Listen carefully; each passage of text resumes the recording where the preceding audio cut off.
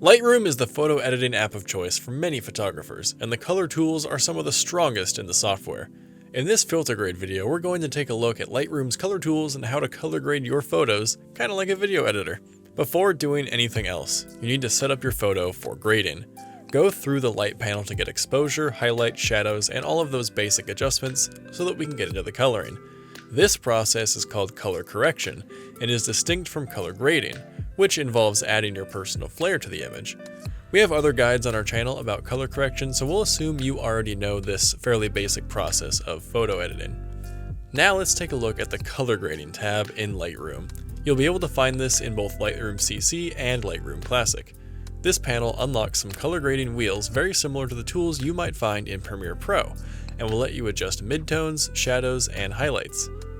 To use these circles, you can select the color, saturation, and luminance. The position around the circle determines the color, and the distance from the center determines the saturation of that color or the overall strength. You can select the color with the outer selection circle, then hold Shift on your keyboard to select the saturation while keeping the color selection tool locked in place. The slider under the color circle is the luminance. The way you use the color grading tool is going to depend on your photo subject, of course. However, one constant rule of thumb is using opposite colors. Your photo will tend to look pretty good if your shadows or highlights are an opposite color on the color wheel as compared to your midtones. In portraits, midtones are generally going to be the skin tones, so going opposite with the shadows can make your subject really pop from the background. In this first example, I have a landscape shot that I took. For the shadows, I know that I want some green, because the trees aren't nearly as rich and dark as I want them to be. Since there is already plenty of green in the image, I don't really need to add a lot. The midtones are going to affect a good portion of the image, and it's difficult to dial them in here.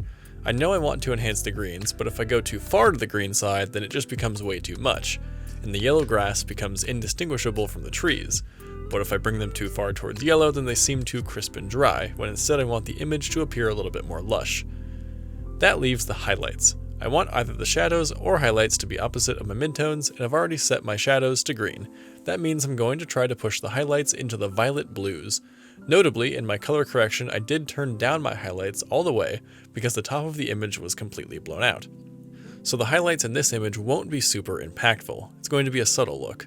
I'm also going to keep the saturation down, but this should still add a little bit of blue to the sky and make it slightly more realistic.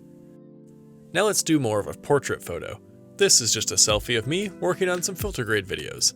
The original image is pretty flat and boring, but we can turn this into a dramatic image that looks like I've been working in the dark all night by the glow of the monitors, which I definitely wasn't. Some simple color correction does go a long way in making this image look better, as the biggest issue was the low contrast and the light shadows, but it still feels kind of gray and lifeless rather than dramatic. Skin tones can often benefit from a boost in the red region, but as you can see, the midtones are going to adjust a good chunk of the light in this color range, so I need to be careful. I like how this looks when I bring it to orange and about halfway saturated. I'm going to go into the deep blues for my shadows, but I don't need to go too far to get a nice look. For the highlights, it doesn't really need too much, but I'm going to reduce some of the magenta in the background by adding some teal into the highlights, but again, I don't need to go very far to balance it out. The color grading panel in Lightroom is incredibly powerful and enables video editors to adjust their photos in familiar ways. Just remember that before color grading, you should always go through the color correction process and get your photos to a presentable state. Your photo should be perfectly fine without any color grading at all. Color grading is a way of creating personality and making your already great photo stand out even more. If this helped you learn color grading in Lightroom, be sure to leave a like on this video.